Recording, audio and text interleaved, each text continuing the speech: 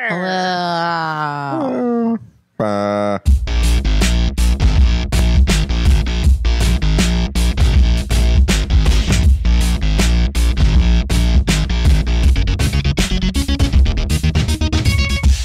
Hey, buddy. Hey, buddy. Let's rewatch. Oh, God. You put this down. The show. For the kids. Let's rewatch. This is the show where we watch movies we loved in our youth, send them down to the boys in the lab, and see if they're actually any good. I'm Nick. I'm Brett. I'm Sam. And I'm Ash. And so we're watching Hudsucker Proxy because Happy New Year. That's why. Year. Maybe this one won't suck as bad. What did we do last year? Didn't we do Ghostbusters 2? Ghostbusters 2 was the first time. Then we did Ghostbusters. Ghostbusters. But no, Groundhog Day was last year, right? Maybe, yeah. Why were you was that saying New maybe this Year's? one won't suck as bad? Because No, this I think year. Ghostbusters is New Year's. This year won't suck as bad. Yeah. Jesus. Good luck. Get in the game. We're really down on ourselves. Ourselves, the whole Yeah, world. we've really sucked this year. we're just all taking responsibility now, I guess. It's all of our fault. At least you're taking responsibility. If you're talking life and country and politics, I think we've just reached the top of the fucking roller coaster, man. No, don't say that. Yeah, that means we have a long way to fall. Yeah. Oh, It's meant. I see. But let's talk about Hudsucker Proxy, which I would say I'm pretty sure is my favorite New Year's movie. I'm going to go out there and Not like put it out there's there. many to choose from. There's We're going to not run a out lot. of New Year's movies really We're quick, running out guys. pretty soon. Yeah. If you have suggestions, listeners, for next year. So we've talked a bit about this movie before. This is the beautiful combination of Coen Brothers and Sam Raimi. Oh. Right? We've talked about that. There's something about this movie where all of my memory of it has been wiped. Oh, it's Even good, though I know I've though. seen it, but you're so in for some wonderful. joy. except Yeah. for the kids. But I only know that because Brett says it all the for time. kids. Yeah.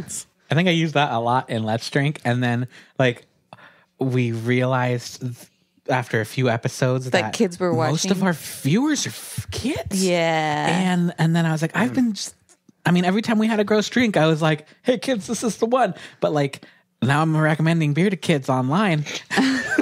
Yeah, it's a slippery slope. Wow. So I think we're all big fans of the Coens and Sam Raimi. Is that pretty legit? Yeah.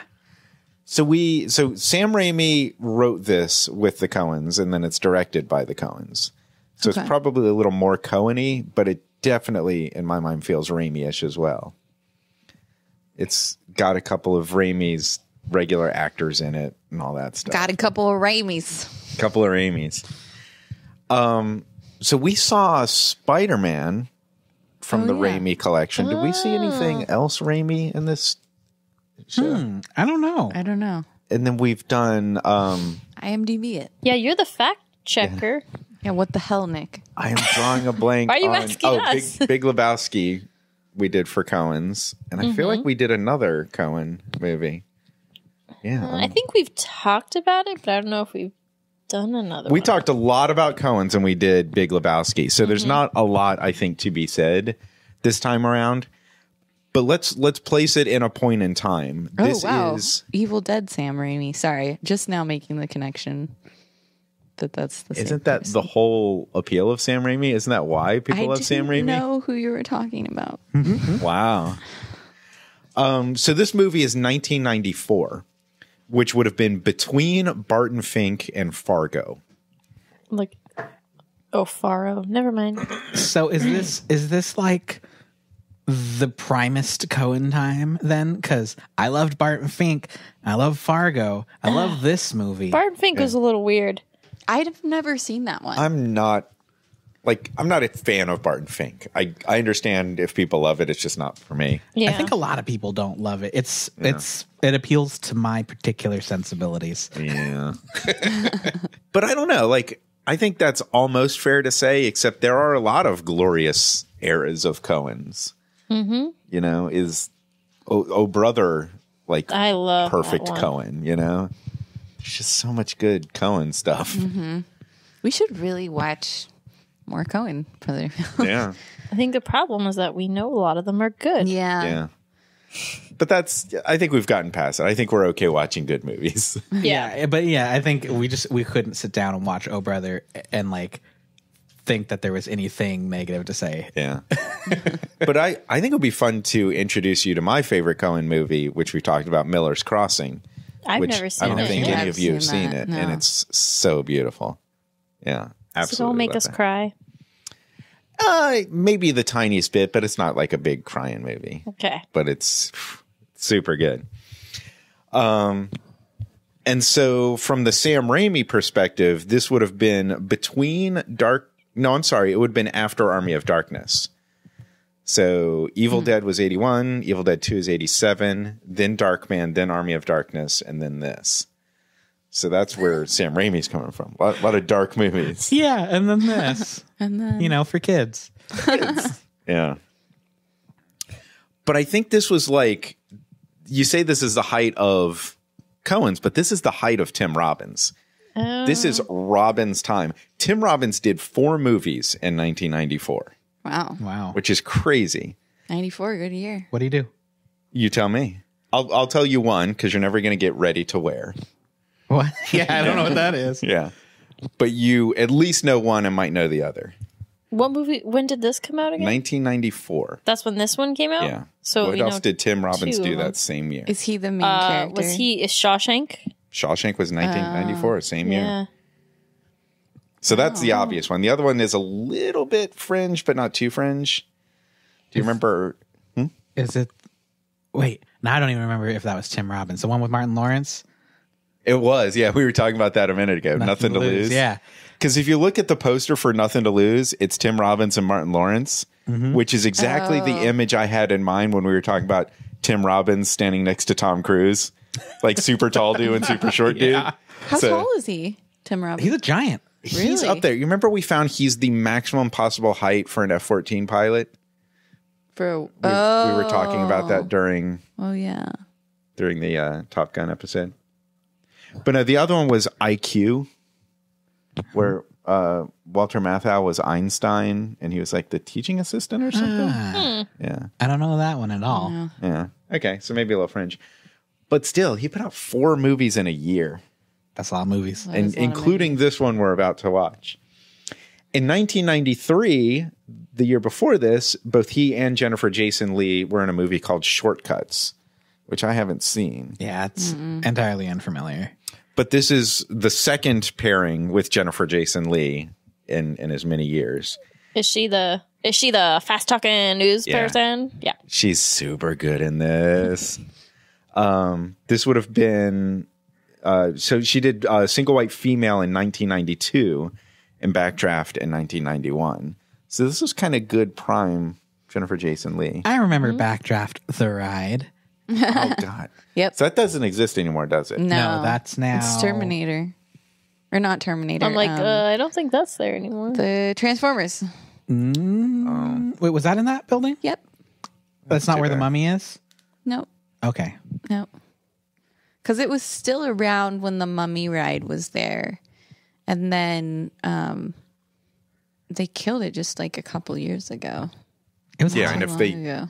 if they replaced it with Transformers, that makes sense. Yeah. I feel like, I mean, Man, I when hate that Transformers ride. it's better than the Backdraft experience. It was cool. Like you see a bunch of cool pyrotechnics, but you go to theme parks in the summer and it's hot because it's LA, and then you go into this building and then they throw fire at you for like 5 or 10 minutes, and it's just sweltering heat. It's for And like then you go to the 1 water second. world. Jesus. Well, see, what you do is you do the Jurassic Park ride and you get wet. And then you go into Backdraft and you would dry off. You go to Waterworld and get wet. So Yeah. you I do think the it's so much fun. Riddick strategy and like coat yourself in water and then jump in front of the sun. Can you guess my favorite Jennifer Jason Leigh movie? Well, she was amazing in Hateful Eight. I didn't ever see that. Yeah, she was the best part of Hateful Eight. Yeah. She was so good. She was good. And it really felt like, well, she's well beyond her prime. Like she's faded off and we're not going to see her anymore. And man, she tore it up in that movie.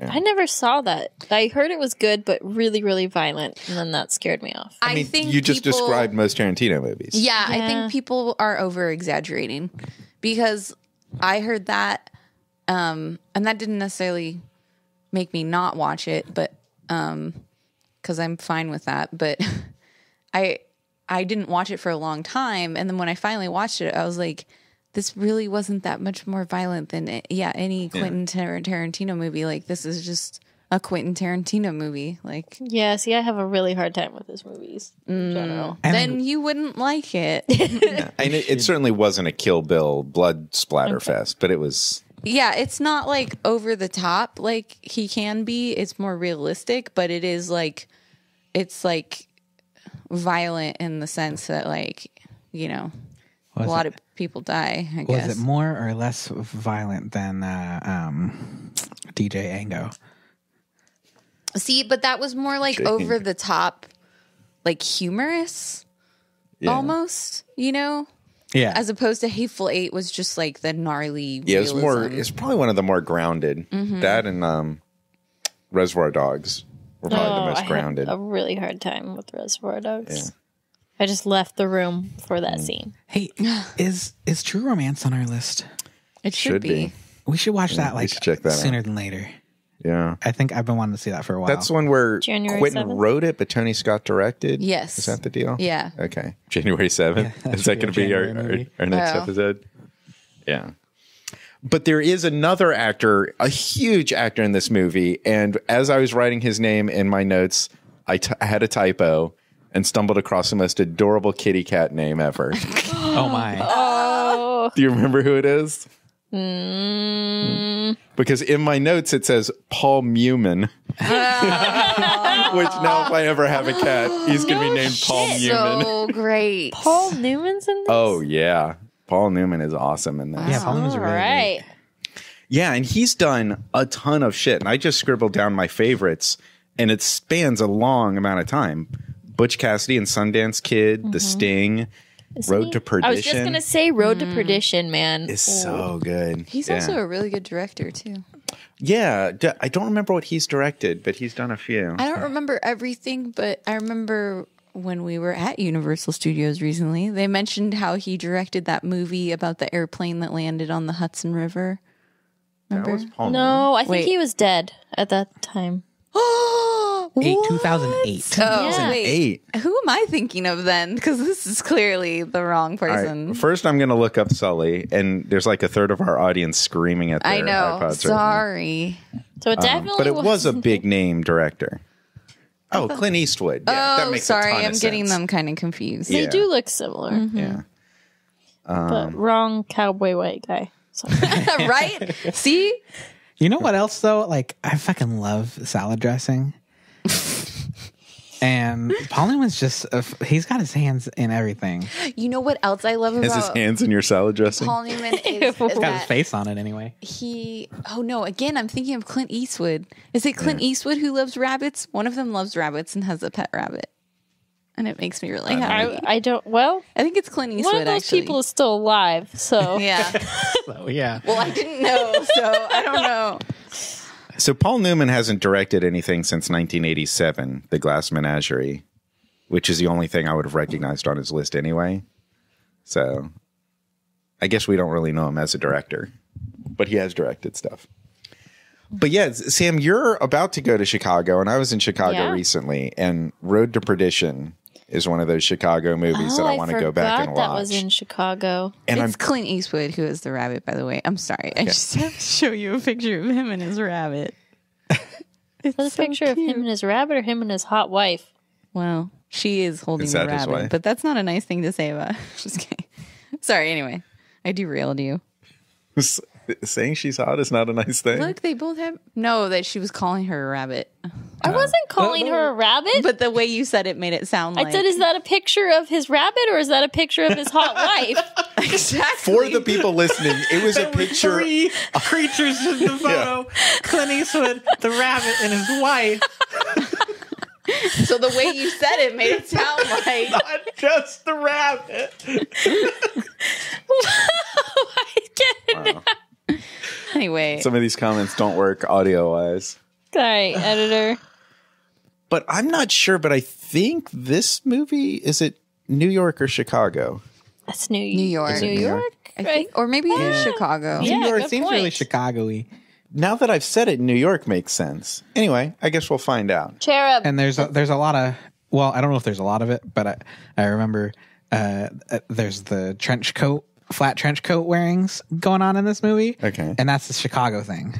Well, maybe it's a 30s thing. Maybe it's a 30s thing. Yeah. But it's also like was and still Is a this Chicago 30s thing. or 40s? You might be right. I think you might it's be right that it's 40s. Like Clearly, World War we II. really remember this movie. Yeah, it's been a long time. And that's, that's part of it. Like, I think I'm going to enjoy having my memory refreshed with stuff. And I'll mention Charles Durning as Hudsucker. He's pretty awesome. Although I'm guessing you guys don't recognize the name, but he's in a bunch of Coen stuff. But I think he's pretty awesome. Yeah, he does a good job too. And there's now a dog in my face. Sorry. So yeah, we've talked a lot about Coen, so I don't know that we've got much to talk about and set up here. I've got You got a plenty thing to talk say? about. Okay. Anyone else see fucking Suburbicon? I've not seen it. Oh, okay. It's the new Coen jam. Not actually a real Coen jam though, because directed by Clooney. Oh. Is it Clooney mimicking the Coens, or are they No, involved they somehow? wrote it. They right? wrote it, and I it do know feels, what you're but it talking does about. feel like Clooney trying to mimic the Coens. And Is that the one with Matt Damon? yeah, I won't spoilers it, but I will say if you watch the trailer for it, they lied. The trailer is a fake out. I don't know how I feel about that, because I don't watch trailers because I don't want them spoiling the movie. It's a solid, complete fake out. They made a different plot with scenes from the movie for the trailer. That's awesome. But Is it it's like not, Shining? because the movie in the trailer is better than the movie they made. Well, that's Yeah. why they did it then. Yeah. Yeah. But because I think I would have liked the movie a lot more if I hadn't seen the trailer. So don't watch it if you're going to plan on seeing Suburbicon. Gotcha. Is it like Shining? It is. The like the trailer? It is. Shining. Yeah. Okay. Interesting. So, has everybody seen this movie before in past I times? think so. Yeah. Okay. So, Ash, what do you expect? I don't remember anything. Okay. So I don't have much expectation. Like, I even went and I watched the trailer for this, and I was like, I still don't remember anything. Like, the trailer Wow, didn't that's rack my awesome. memory at all. So all I do remember, so we all have seen it. All I do remember is that he like invents a hula hoop or something. That's like really Okay. the only thing I remember. And I have to be honest, like I remember liking the movie when I saw it, but I don't remember anything, which is like usually the thing that means it's not a good movie. Yeah. Like if you don't, If I don't or like it, that I it's like forget it. mediocre or whatever. So I don't know. We'll see. But like watching the trailer, I was like, this movie looks boring. Like the trailer doesn't look very interesting.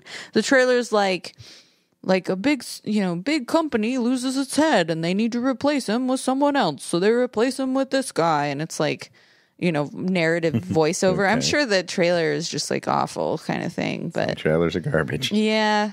So I don't know. I don't have a lot of expectations. For some reason, whenever somebody mentions this movie, my brain always goes to I Heart Huckabee, which is also a great movie. Complex H names. Yeah, but yeah. So I don't know. We'll see what happens. I'm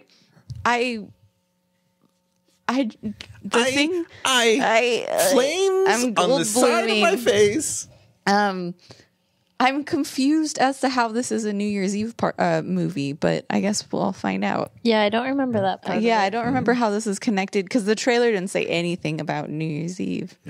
I might not have finished watching the whole trailer though, just in case.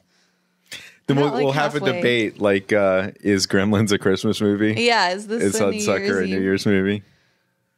I mean, I think we learned that Ghostbusters 2 was a little bit of a stretch, calling that a New Year's movie. Yeah, and we are really I was searching for other New Year's Eve movies. Yeah, tweet us up if you know of a good New Year's movie. I God. was thinking, There are not many. Some of these are I don't remember if I said this on the last one, but like it's the square and rectangle thing.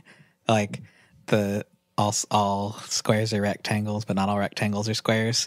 Like there's a lot of movies that have New Year's in it, but not a lot of them are New Year's movies. It's the same thing with Christmas.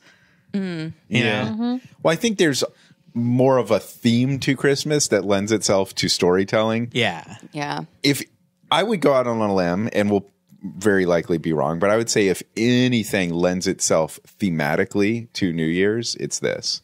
I think this is one of those ones where the New Year's is, I mean, it's part of the movie. So I'm not remembering wrong. Required. Another one I found, and I haven't seen the movie, so I don't know, but when I Google searched New Year's Eve parties, besides Ghostbusters 2 and this film, When Harry Met Sally came up.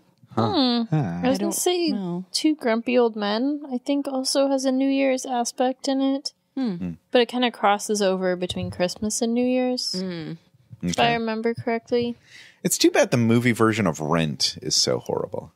There's a big New Year's element to that. Can we do a Broadway play on this podcast? Yeah. Sure, That'd why be not? Fantastic. Special edition. Yeah. Broadway edition. I do have, like, they've shot a performance of it and put it out on Blu-ray, so I've got that. I've never seen it. It's so good. I've seen the movie, but not the actual play. The movie's unfortunate. Yeah. So I'll say what I think, which is I'm going to expect to love this movie. So much you're going to burst into song. Yeah. Yeah. We talk about whimsy. I think this movie is dripping with whimsy. Ew. Oh, yeah. I think it's Shudder. a very beautiful, whimsical movie. What about glowing? It's glowing with whimsy. You know, that that's sounds so better. That's so funny because, like, the trailer is the exact opposite. I don't know. We'll see. Yeah, I hope it is whimsical, but like the trailer was like very business corporate. Okay. I don't know. And I will say that Jennifer Jason Leigh, like, there's a lot of awesome quotes in this movie. Jennifer Jason Leigh has this one line that I absolutely adore that we'll talk about after the movie. And it's like you were saying, Sam, that fast talking 1940s, almost film noir sort of thing. And she's got this amazing line. Is it the Muncie line? accent. No to your question, Sam. And yes, Brett, it's like that transatlantic accent sort of thing. Yeah. His Girl Friday. Yeah, that sort of thing. Go ahead, Brett. You look like you want to talk. I was waiting Go ahead. for that, What yeah. do you, This go ahead and is say Were what you you need going to to say say. something? this is definitely my holiday movie. Oh, interesting. This is your pick. I think we should make that clear. But you wanted to watch this movie, right? Yeah, I've definitely seen this more recently than is customary for our show. I don't know if we watched it last year, but I've watched it in one of the last couple of years. And it's just, I don't know. Yeah, it captures a mood that is a lot of the, I don't know if it's whimsy as much as that, like, contemplative melancholy a little bit, but like in a fun, not like a comedy way, you know? That sounds like the Coen brothers. Definitely deals with themes of depression with a smile on its face. Yeah. And it's just, I don't know, it's a feel good movie for me. And I don't know if that'll play for everyone else, but I'm really excited to watch this. This is one of my all-time faves. Excellent. Yeah. What do you got, Sam? I hate it. I don't want to watch it. Hell. Sorry, I'm looking for conflict here. No, actually, like, I remember watching it. I remember liking it, but I don't remember much about it. I'm kind of expecting it same to with be a me. little slow. Okay. Very talky. A lot of, like, I think it is very talky. Yeah. Yeah. I would be lying if I said I was like so jazzed to watch it again. I know. I'm sorry. All right. It's a movie I of don't the think season. Guys Against Girls Showdown. Yeah. Let's rewatch. I mean, that doesn't- 2017. Bam, bam, bam, bam. That doesn't mean I think it's gonna be bad. I don't. It didn't stick with me, you know, and that makes me a little nervous. Yeah, totally. I It's understand that. Yeah. we were talking about it last episode. It's definitely one of those movies where it would feel wrong to watch this anytime that wasn't between like Halloween and New Year's. I don't remember that about it. No, it's just like it's because it's the fall mood. I don't know. Is it? I think of it as like that weird, dark, terrible time after all the holidays. That's my memory of this. Yeah. No, you still got New Year's. Boxing Day. It's the day you get to go out with all your friends and leave your family for once. Yeah. Yeah. Peace, family. Yep. It just hit me, and I remembered when we did do Big Lebowski, we went online and found the top 10 Coen Brothers movies. I think it was a Rolling Stone article. And I wanted to see where this landed on it. I remember it was pretty high, wasn't it? I thought it didn't rank. It is not on the list. Oh, it isn't? Yeah. Oh, well, I think my memory is some of you really people guessed it a few times. I have the best memory. The best memory. Yeah. So, yep, not even on the list. So But it's definitely my top 5 Coens. yeah, this might end up being one of those ones like Divisive. yeah. What were we just talking about? Barton Fink. Yeah, that might be. It is so different. My in tone, sensibilities, but like not a lot of people are into it, but like the people who are really love it. I don't want to accept that. I want everybody to love this movie. I kind of do too. Yeah. Okay, so I guess our friendships and relationships are on the line, Sam. All right. So we're going to watch it. So you guys might want to listen to the first half of this podcast on January 31st, 2017. December 31st. December 31st, 2017. I'm good with math. Watch this movie and then watch the second half, listen to the second half podcast, January 1st, 2018. Yeah. That was a complete flop, what I tried to set up there. But we're just going to watch the movie and then we'll come back after it and see if it's actually any good.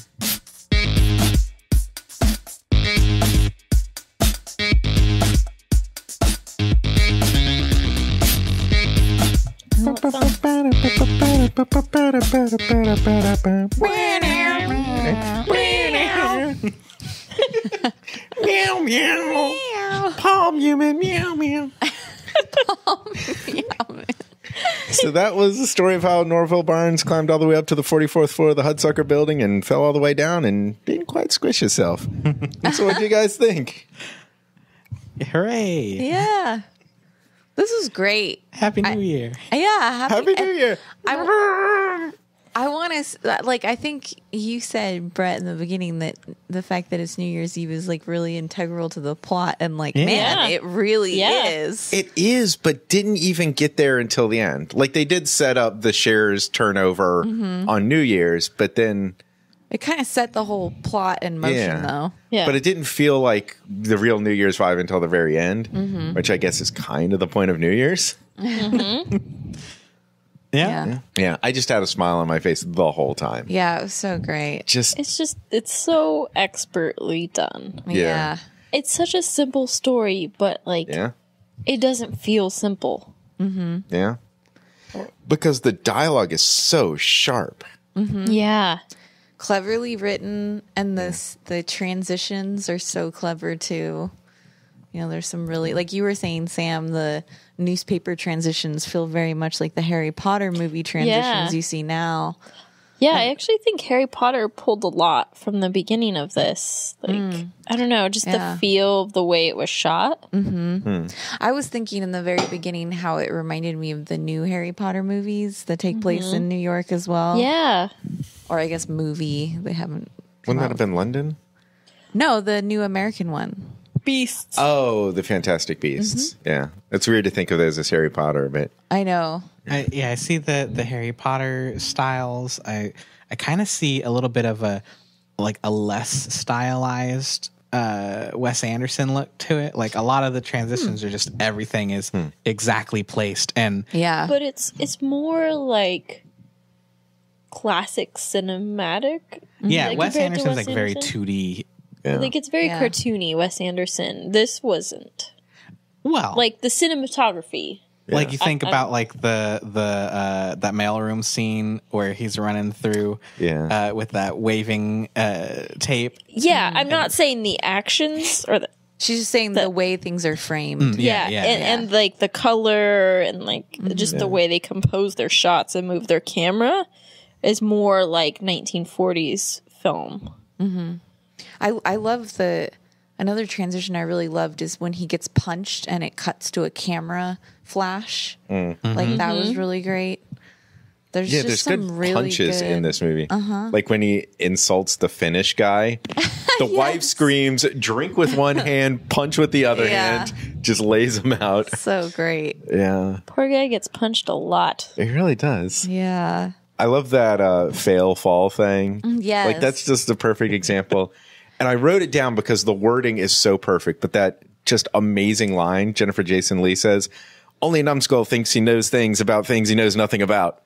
I absolutely love that line. Yeah. And it's so true to life. Like that's something you need to keep in mind. Everybody's got an opinion, but everybody thinks they know things that they know nothing about. Yeah, it's interesting how this film felt rather like the themes and everything felt rather relevant still today. Totally. Like the newspaper guy, he's like, "Where are your facts to back this up? Like, this is just speculation." And I was like, "Ooh." But then by the end, he's like totally cool with printing speculation. Yeah. The start scene was the opposite. He just flip flopped every single scene because he was like, they want the human angle. Nobody wants all those, you know. Which, by the way, John Mahoney, the editor guy, and Jennifer Jason Leigh must have had the most fun. Like they probably had to practice so much to deliver those lines. Oh, yeah. But that looks so much fun to do that dialogue.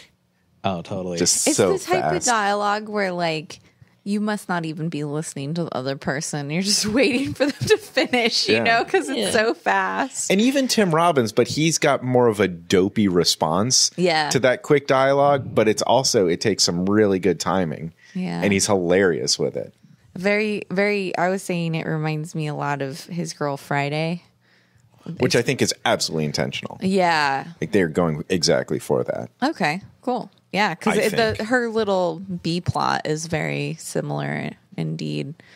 Yeah, but I liked how she was, you know, like Sam was reacting to I think we both were reacting to like the cat noises and to the, you know, sexualization people made of her and sexual harassment. But I love how fiery she was in response, you know, like every time I'm being cat harassed right now.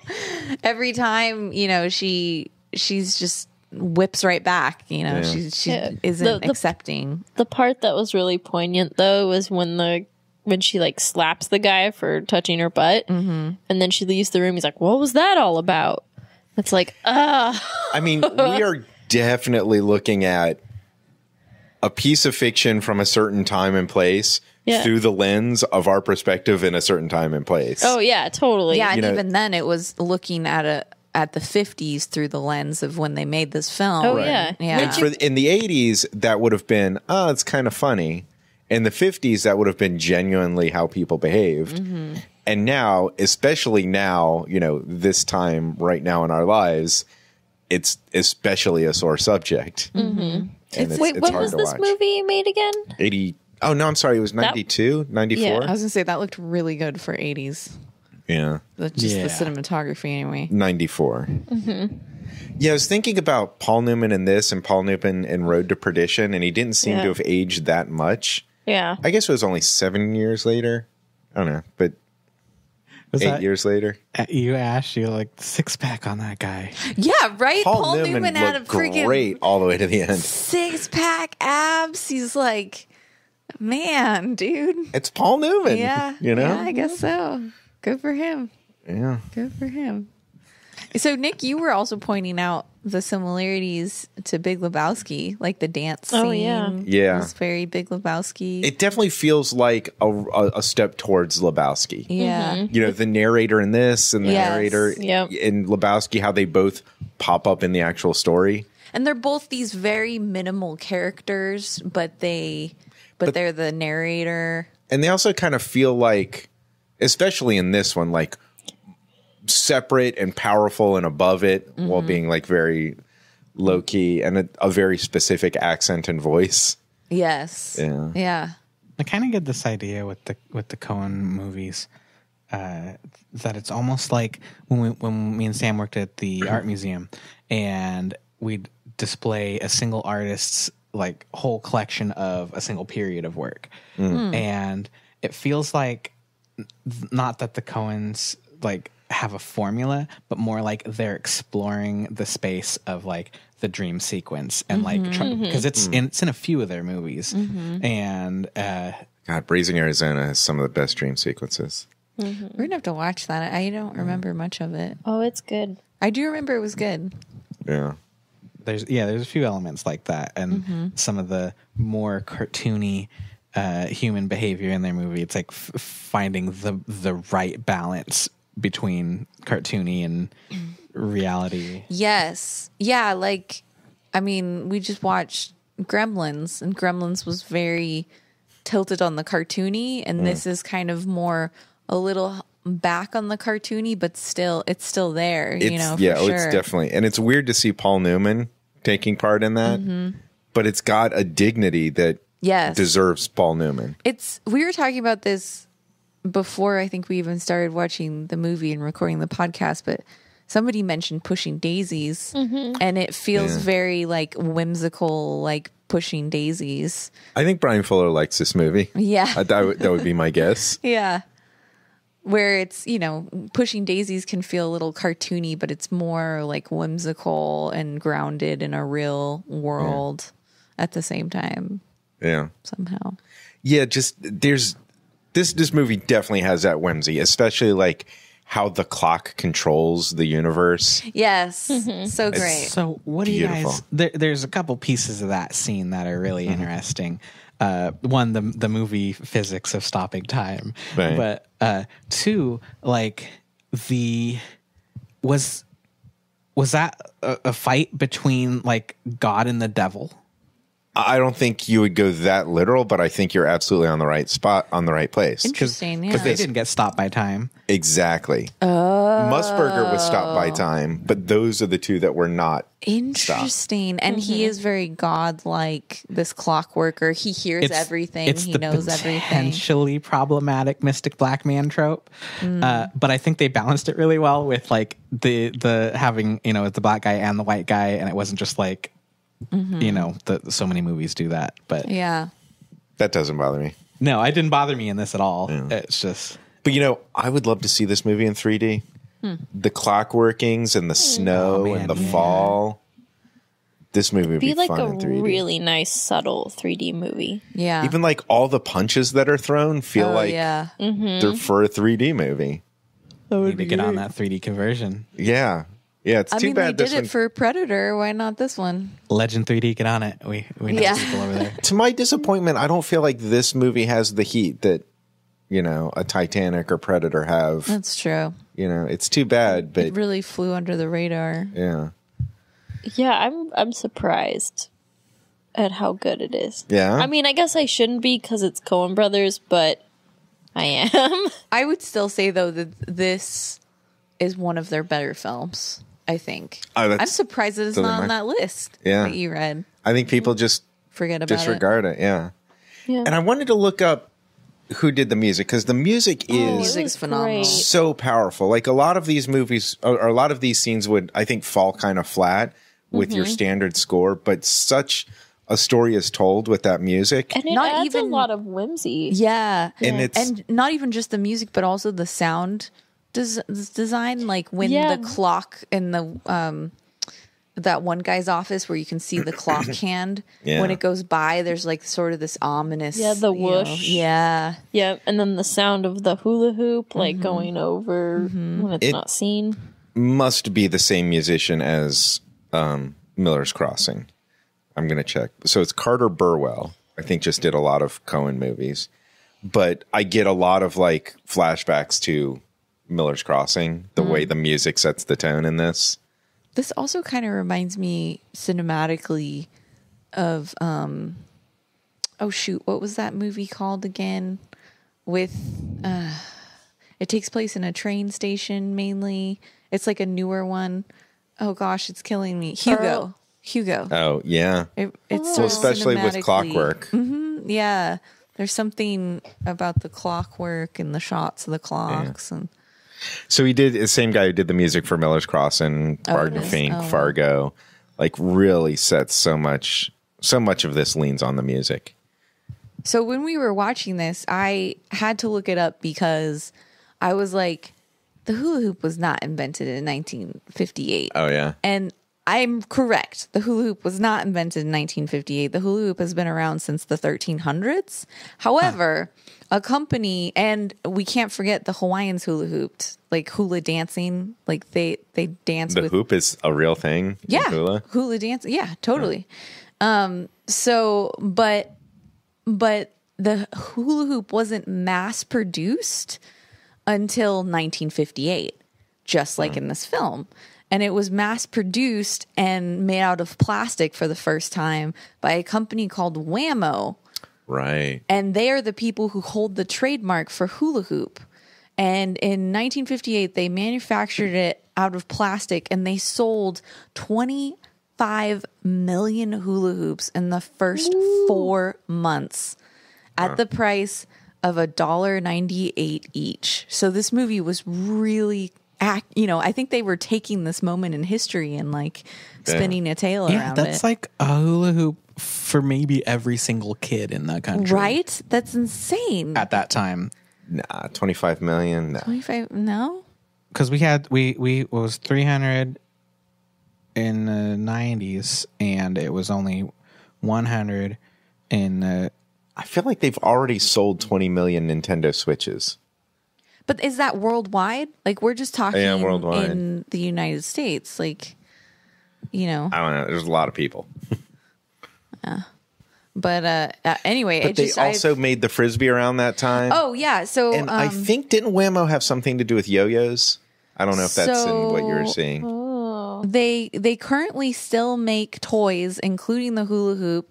They make the hacky sack, the slip and slide, the Frisbee, and the boogie board. Holy shit. Wow. So these are all, like, the film was very accurate to what they really do. It's interesting. I just love the schematics that he drew. Oh, yes. What an imbecile design. This. I love the idea. There's like this beautiful thing about this film, which is this idea of somebody inventing something. And this is like a real problem that I think inventors really have, is somebody inventing something and people just not understanding like how it's supposed to be used and just not, and So you got to get the boys down in R&D to throw together a prototype so your conversation can have some focus. Yeah. Is there a boys version? Yeah. What if you're tired before it's done? But, I find that really interesting because I think that's, I think that's still a problem today, though I think with technology we're a lot more adept with getting used to change because it happens so quickly. But it's just interesting. I just love these like moments where people just like blink at it and they're like, they don't know what to call it. They don't know what it is. Like that's such a magical moment that doesn't really happen that often anymore. That whole crowd of kids just watching. Yes, that one kid. That was, I'm so in love with that sequence. That kid was a legend. But just that music, the saber dance music, and it's like it's rolling down the street and it's like building and building, falls in front of the kid, he just crushes it. I don't know how they got that shot where it just beautifully arcs around him and then falls down in front of him. Like, that was just like perfect. A lot of thrown frisbees. A lot of takes, yeah. By the way, I assume it's still there, but once upon a time I saw a video on YouTube. It was at Burning Man, and somebody mounted a GoPro on a hula hoop and just let a bunch of people try it. And the brilliant part is, as the hoop spins around your body, at a certain point, the camera just touches your body in the rotation. Oh, so they cut there. And they use that as the cut point. Brilliant. And it's beautiful. Yeah, It's fantastic. So, guys, I have to be honest. I cannot hula hoop around my waist. Me neither. Oh, I don't think I could. I'm glad I'm not the only one because I had like a couple hula hoops, and I just never could do it around my waist. I couldn't keep it up. I used to be able to when I was a keep it kid, up? and then I lost it. Oh, that's what he said. Which is all the more impressive if you've tried it and you can't do it, and you see that amazing kid Yeah. Or like just destroying it. the other part that just like blew me away is like the fucking 5-minute sequence of him in the board meeting hula hooping Yeah. the entire time, and And it's like playing this character. yes, Which like, takes a lot of energy what just the to play that hell? character. Yeah, and while do also the hula doing hoop. it. Yeah. That was really impressive because Yeah. I just can't. I don't know if it's because I have really big hips. I don't know if that's like I've never been able to, but I did. This movie was reminding me how much I did enjoy hula hoops when I was a kid, because when I was in like middle school or high school, I would, because I couldn't do it around my waist, I started doing hula hooping around my arms because it was just so much fun. And I started doing tricks where I would like throw it up in the air and catch it and keep hula hooping, and I would switch arms and switch arms. You're one of and those throw it. hippie hoop girls. I guess this was before that was cool. Put a like, light believe in me, it this was not cool when Yeah. I was doing it. It's just nice to see something that brings people together, Yeah. even if it keeps them apart spatially. Right? Yeah. Yep. You know, I was just thinking about that. It does take a ton of effort to play that character that Tim Robbins plays. Mm-hmm. I think it takes He's a lot doing of a beautiful job, concentration. too. Yeah. And you really A lot of see, physicality. I love how you like really see his character arc. You know, like Yeah. he really hits all the beats, and it's like I was thinking there in the middle, I was like, oh no, you know, I don't like him anymore because Yeah. he's cheating on her, and like now I'm gonna feel like he doesn't deserve her when they get back together. But I really felt like he had a full change of heart, and I was like, you know what? No, I'm okay with it. Like it is a beautiful wow. story arc. Yeah. So you know what I really like is the attention to detail in this. Yes. Not just in like, you know, costuming or the normal stuff, but I shouted out during the movie when it popped up. There's one scene in the beginning, the mailroom, and they get the blue letter, and there's a 20-foot tall wall light sign that just says blue letter Yeah. and like with like 100 light bulbs in it, and it's on screen for 1 second, and Wow. that's the only time you ever see it. And like there's shit like that in every single What scene about of the the machine whole that movie. makes the hula hoops? Oh Yeah, yeah, that was a cool pretty machine. cool. Yeah. Like, And again, just for a few seconds. yeah. What I absolutely love is when she's creeping around the clockworks and peeking through the keyhole, and then the clock keeper shows up and calls her name, and she turns and there's a cog at the top of the frame spinning. He's perfectly framed inside of the spokes of that cog as it turns. Oh, huh. Brilliant. And you don't necessarily notice it, but the framing and the blocking of that, having him framed inside of a piece of clockwork. Okay, well I got one for you. Okay. And I got another one too. Mossberg's office. Okay. Every time there's a shot in there, those fucking things are clicking. Yeah. And the conversation and everything happens over that click, and they cut, and it's always matching up with it. And even when they cut while they're talking, it matches that's up, tough. and the thing's always ticking. Whoa. That's like that shot in one of the first episodes of Mr. Robot where they're on a Ferris wheel. Oh, yeah. And it's a dialogue scene, just very simple back and forth dialogue scene. But the continuity of the Ferris wheel turning is perfect the whole time. Yeah, that one's crazy. And if you've never shot and edited a dialogue scene, it's like, okay, what?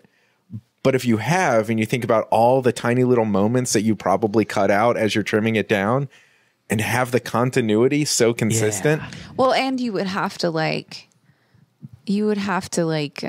choreograph that with the movement for sure. And the other thing that's fucking amazing about that scene is somehow they get like a bazillion different angles out of like this tiny little Ferris wheel. Yeah, moving or setting a Section. camera in that size of a Yeah. space. That's Mr. Robot's amazing if you're not watching it, by the way.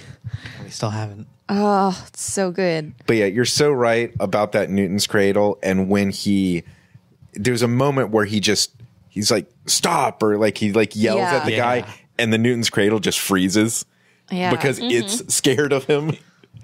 Yeah. Oh, God, I love that. So great. I also love when Buzz does his pitch and he's got the easel with the white paper and the way the camera swings around them both. Like when Tim Robbins comes up and is like eyeballing him, the camera swings all the way over, but it does this kind of dance around the top corner of that easel. So everything is framed so perfectly. You would think like, oh, that easel's going to get in the way as the camera swings around, but it's like positioned perfectly. Tiny little details. Who's the cinematographer? Roger Deakins. Oh, of course. Yeah. He's so good. Yeah, I think they worked with Barry Sonnenfeld until he decided to become a director. And from that point on, it's been Roger Deakins. Yeah, I love how this film wasn't black and white. It did have color, but somehow it's still like visually looks like black and white kind of without it being black and white. You know what I mean? Like it was very monotone. Desaturated. Yeah, a little desaturated, but also like there was never like super vibrant colors until like the hula hoop colors came in. Yeah. Everything else was very like gray tones or brown tones or like muted, or black. And it really, it like almost tricks your mind into thinking that you're watching a black and white film, but you're not. Yeah, and that I mean, even that stuff is like it's hard to plan to get everything to fit that because there's the hula hoop happens, and then suddenly the whole movie's colorful. But it does a good job of making it feel like old and vintage, but at the same time modern. Exactly, and not dated. Well, it's that shiny silvery look. Yeah. Yeah. Like 1940s black and white. I like how Steve Buscemi snuck in there and did an awesome beatnik. Yep. Love that. It's a juice and coffee bar, man. Alcohol is for squares. No, martinis are for squares. Even that's a wonderful note that they threw in earlier in the film because she said it's a juice and coffee bar directly to him. Yeah. And he's just never listening. That's one of the beautiful things about his character is he just ignores stuff and keeps running. Well, he's just like oblivious. Yeah. You know? Yeah. And there's something about that makes him just so likable, you know? Right. Which is funny because that's a real asshole way to be. Yeah. Just ignoring people say something right directly to you and you keep going on. But he like does it in this charming, oblivious sort of way that makes it forgivable, I guess. It was almost kind of the same in the very beginning when he brings her back and puts her on the sofa. And it's clear she has this very rehearsed routine that she has to get out leading up to like, hey, by the way, I'm from Muncie. Yeah. But she had to keep resetting. She's like, okay, and continue from here. And, and she kept just kind of like disregarding things he would say because she had to get back to her script. Yeah. He's like, well, I myself, and she just stepped right over him. Yeah. Little town you may never have heard of. Yeah. Or like the scene when she's pissed at him. And so she's great. Like, she's just like, shut up. Shut up. Yeah. Yeah. And he doesn't even talk. He just opens his mouth. No, shut up. Yeah. So good. Great. But I love that. I never would have thought that from you, a Muncie girl. Yeah. She's like, what? I think that's exactly the thing about his character. He's so trusting. That I love is that he's just like, I guess it's naive. He's just so naive. You know, it's not that he's like not listening because he's an asshole or whatever. It's just that he's like naive. And it's like, even though he finds out that she lied to him, like he still believes everything else she said. Yeah, all he found out was that her name and job were different. So why would she have lied about the rest of it? I know. I love it. I love that he's just so naive to that. I didn't even think about that. Like, he hasn't even put it together that she's not actually from Muncie. Yeah. And he just completely trusts Paul Newman every step of the way. And even like he was dictating the letter to the reporter who he didn't know yet, but he's just tearing into her. And then after he's finished, like, don't send that. She's, she's just doing her job. You know, he's so adorable. That's one of the Coen things that I love a lot too, is I think this one might be a trope for them, but their characters, like the stories have arcs, but a lot of the characters never actually really have like personal arcs. Like he started out as a great guy and ended as a great guy and was an asshole in the middle, and that was the arc. But like a lot of the Coen movies is the characters kind of are just as dumb throughout the whole thing, but they have these beautiful, rich characters. Exactly. That it's kind of okay. Yeah. They're all so unique. Yeah, because he was almost going the Great Gatsby route, and then he swapped and went back. Yeah. You know? Yeah, I mean, as much as this movie has similar beats to Lebowski, Tim Robbins' character is a lot like George Clooney in Oh Brother. Yeah. You know, George Clooney is a little bit more of a devious asshole, but, you know, this fast-talking, naive sort of guy. Mm-hmm. Another theme, perhaps. I like deconstructing the Coen stuff because there's a lot in it.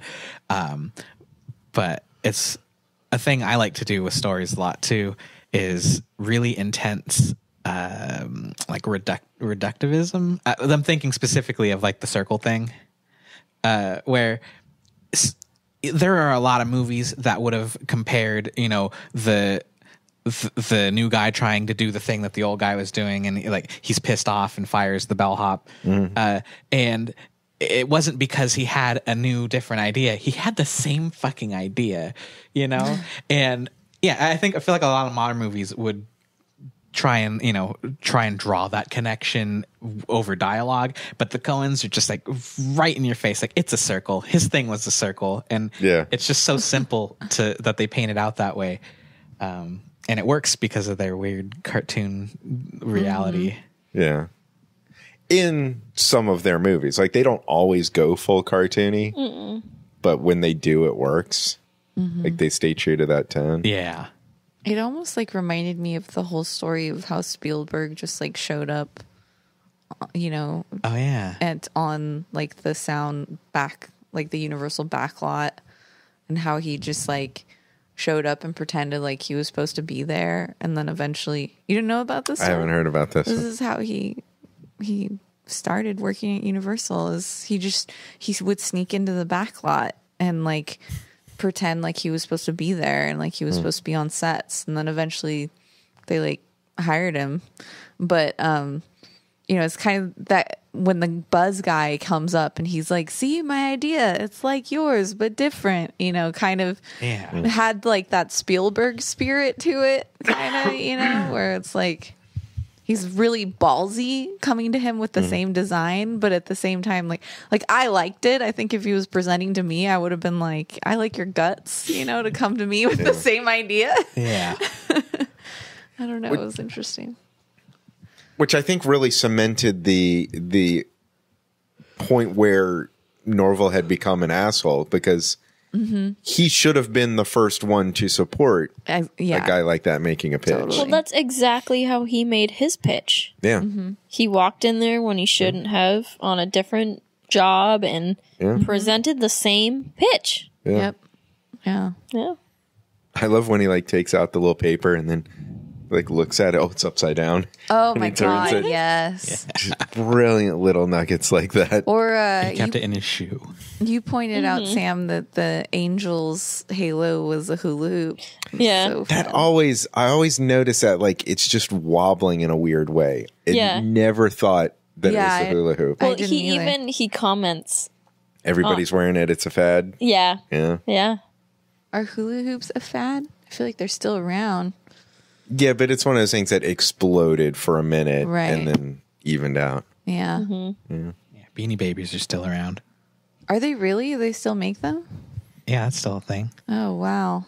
Well, they still exist. It's not a thing anymore. The company still exists, Yeah. right? Ty. God. Fucking that. I just remember. Somebody's got bitterness. I do. I'm like sorry. Beanie PSD. Let me go on a PTSD. slight Beanie Baby tangent. Is that my aunts would like give them to me, and then they'd be like, okay, put these in a case and put tag protectors on them. They're going to be worth all this money later. And I'm just sitting there even as a kid, and I'm like, It's a toy. Let me just play with it. We did that for a little while too. Yeah. And With Beanie Babies it's specifically? just like ridiculous.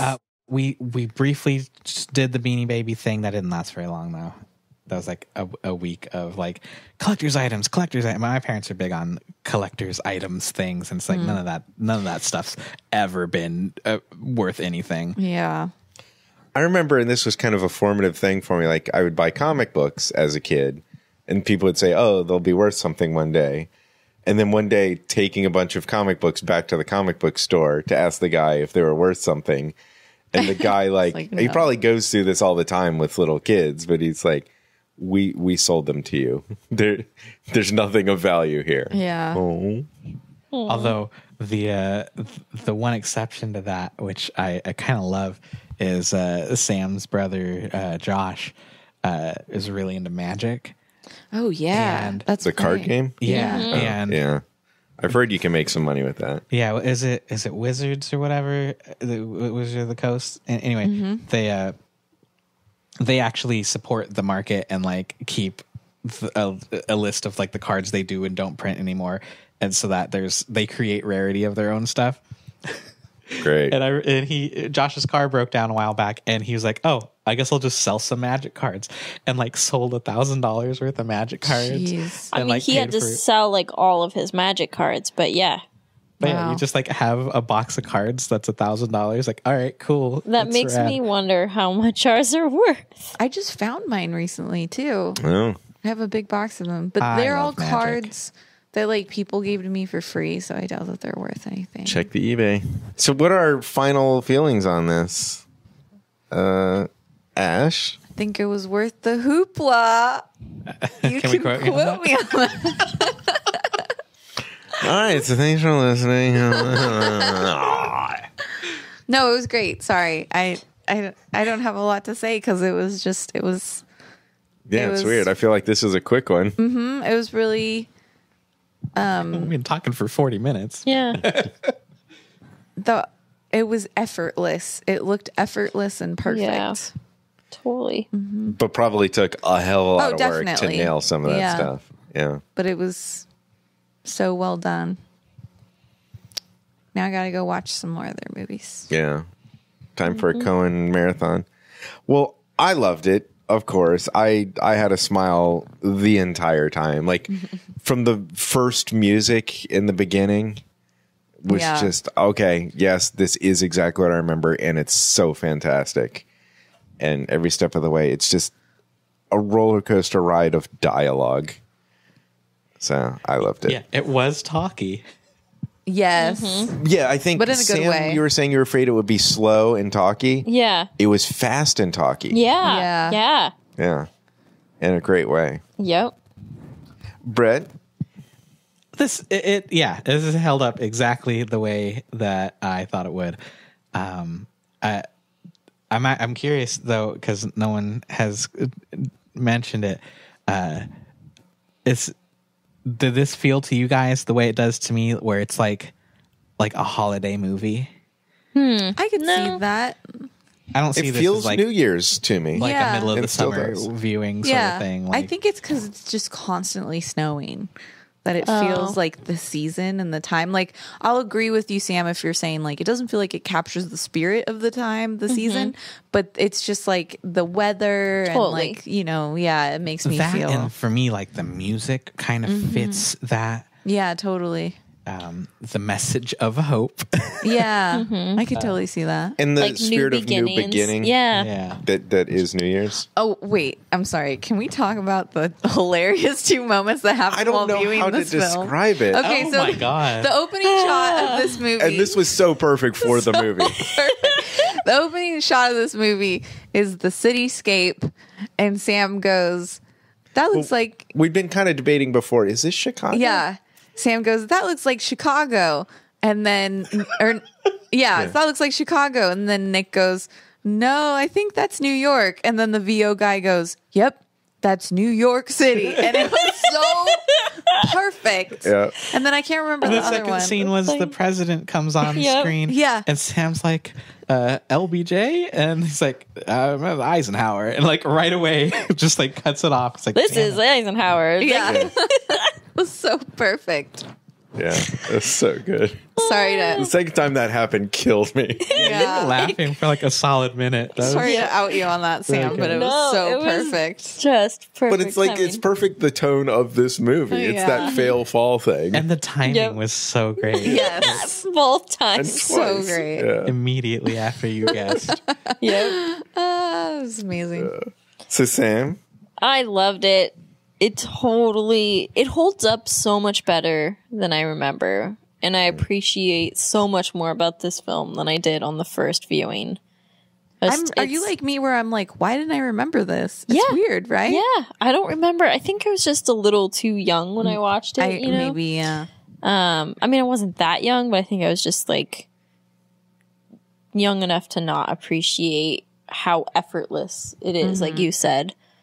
And it's just like, it just feels natural. The way they tell the story, the way they shoot it, like nothing was jarring or took me out of the story, even when they literally paused time. Like breaking the fourth wall, talking directly to the audience, it all felt natural. Yeah, oh my it's gosh. so weird how they can strictly do that. speaking, I'm never supposed to do this. Yeah, So perfect. so good. I think you really want to embrace that inner black clock worker guy inside you. I kind of loved him. He was He's He's amazing. a great character. Yeah. I love this idea of this clock worker who like knows everything and hears everything, and the keeper of time, man. yeah, Timekeeper. he's a time lord. Nick, Oh my god! why is it podcasting a visual medium? Wow. I love that. Blew your mind. I just love the idea that guy's a Time Lord. He's very Time Lordish. Yes, yeah. And he like saves the state of things with Yeah. what wasn't supposed to And happen. he prevents stopped a the death. clock with a set of false teeth. Like, that is Yeah. such a thing the Doctor would do. The teeth he knocked out of a demon's mouth. Yeah. Wow. And then the last line in the film is him laughing about having murdered him. What? No. That is a story about a guy who fell from the 45th floor, but that's a tale for another time. That was him killing the God! I didn't even realize that. I never thought that. I thought he was. Yeah, it's the boardroom's the floor on the floor below them. He's so right. He's so You think he right. threw that dude off of the building? Yes. Yeah. Oh my God. That's dark. I thought he was talking about Tim. Well, we saw it. Yeah. He hit him with the broom and he fell Fell to his back. death. But into the clockwork room, not off the building. Well, Well, But I but he like did what you're fall saying. off the but 45th floor. I'm pretty sure that's what he was getting at with Yeah. that last line. I thought he was just talking about Tim Robbins' character. No, he said this is the story of Tim Robbins, but Yeah. Tim Robbins fell from the 44th floor. There was a time when somebody fell from the 45th, but that's a different story. Oh. Yeah. And then he laughed. Oh my God, Brett, that's amazing. Because I specifically do remember that line and thinking, why is he laughing? And now, Because he killed a guy. The way I was so in love with the narrator in Big Lebowski is the same in this one. Mm-hmm. Just beautifully. He fell all I the like way it down. better here, honestly. Well, I mean, Big Lebowski has a little bit more of like that film noir. Yeah. And this had it a little bit in the beginning, but I think it felt more, I don't know, neutral. They're not mystery. directly comparable. Yeah. Well, I guess what I like about this one is that he was more integral in the plot. Like he actually, the narrator actually did Well, something to help the main character. You know? Technically, in the Big Lebowski, he's He was exactly as effective as Jeff Bridges in that movie. yeah. He accomplished just as much stuff. Right on. I think it's funny, like when we have a movie that we loved, we don't have that much to say about it. Guys, It's we've been fantastic. talking for 50 minutes. Yeah. Go watch Hudsucker Proxy. Watch more Coen Brothers movies. Yes. That's my PSA. Yeah, Watch more Coen movies. Didn't we watch another one? You watched Big Lebowski. Or Big Lebowski, but it was is this the second Coen Brothers movie? I think so. I like it because they do a lot of stuff, and I think there's a lot of planning and thought that goes into their filmmaking. And I don't think, in two Coen Brothers movies episodes, we didn't really like hit any repeat sort of topics either. Mm-hmm. Like, there's a lot of cool stuff that they do. I do want to watch more Coens. I think visionary is the right word. They are visionaries. Yeah. 100%. They were Totally. the film was sort of, they were reminding me of like P.T. Anderson. Another visionary. Exactly. Yeah. Like another person who like tells these stories that are kind of simple, but also so, I don't know, what's the word for it? Has such a clear perception of what he wants to say and how he wants to say it and how he wants to make you feel every step of the way. Totally. And executes on that executes vision. flawlessly. Yeah. Like I just kept, I don't know why, but I kept so thinking good. of Magnolia. Yeah. When I was watching this movie. Oh God, I should watch Magnolia on the plane. So good. And it's like 7 hours long, so. Is it really? No. Oh. It just. Well, I mean, I know I you were love when exaggerating. I love when I say something that can't possibly be true, and you say, "Really?" I know that it's not really 7 hours. It's just really long. Yeah. But really good. Yeah, I should do that. Yeah, okay. Well, cool. That was the show. If you liked the podcast, this is part of the Last Dash TV network content. It's the podcast and a YouTube channel where there's video game parodies, a cooking show, a drinking show, and other things. Yeah. It's so weird when we don't have a guest, and it's just like you're telling us shit that we know that you've told us a million times. Yeah. Well, listen, see, you can also follow us on Twitter. You can follow us at LaughStashTV or at Let's Rewatch if you want to follow this podcast where we post. Let's rewatch. We post pictures. Okay, Taco. Yeah, you do sound like Taco. It's more like talk. Where we post stills from the movie. Still pictures. But I posted one for this one and nobody guessed it. I might have posted it too late because it's very late right now. But People don't read Twitter on Sundays. sorry, Twitter peeps. But maybe you'll tell me what the movie is tomorrow. But you won't be in this podcast episode. Right. So honorary points. Oh, also, I'm just going to say it again, even though I said it in the last episode. But we also started a Facebook group. So you can join our Facebook group. It's called Let's Rewatch Podcast. And in the group, we're trying to create a space where you guys can talk to each other and discuss movies more, because as everyone who likes movies knows, 200 something characters isn't enough to really have a conversation about a movie.